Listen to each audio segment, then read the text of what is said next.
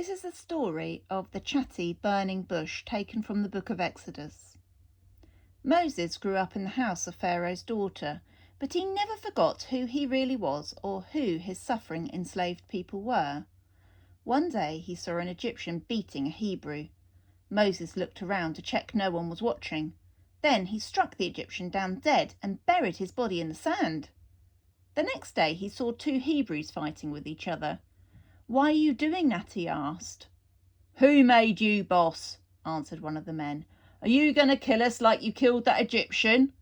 The word was out. Moses was terrified, and before long Pharaoh gave the command that Moses should die. So Moses ran from his adopted country and his own people, ran to the land of Midian. And that's where Moses made his home. He saved a woman called Zipporah and her 6 sisters from a gang of nasty shepherds. He married her. They had a son. And for years and years, Moses tended the flocks of his father-in-law Jethro.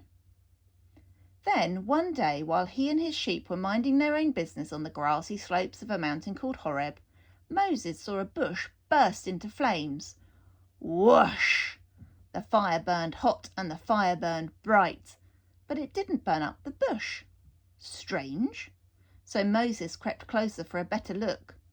That's when a voice crackled out from the not quite burning branches. "Moses!" the voice called. "I'm here," the stunned shepherd replied.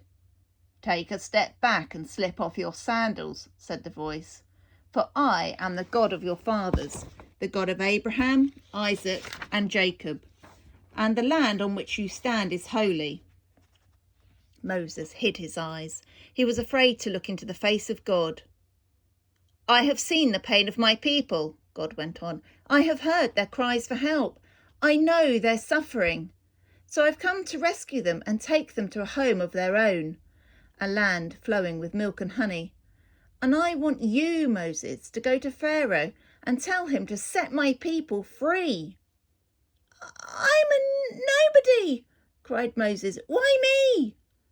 "One day you and all your people will worship me on this very mountain," said God, "and then you will know why I've chosen you." "And if they ask, 'Who sent me?'" Moses replied, What name shall I give?"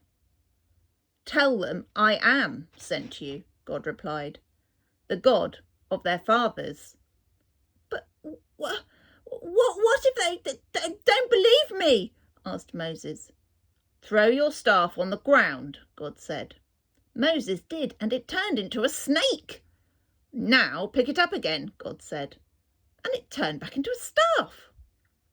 "Show them that and they'll believe you." Moses still wasn't convinced. "Put your hand inside your cloak," God said, "then pull it out again." When Moses did, his hand was covered with the disease. "Ah!" "Now do the same again," God said, and when Moses did, his hand was healed. Phew! But still Moses doubted. So God told him that when he stood before Pharaoh, he should pour water from the Nile River onto the ground. "It will turn to blood," God promised him. "But I'm no good at speaking," Moses stammered. I won't know what to say." "I made your mouth," God persisted. "I will give you the words, and if you're still worried, take your brother Aaron with you to speak on your behalf." So, every excuse dismissed, the old shepherd left his sheep and went with his brother to face Pharaoh, the ruler of Egypt.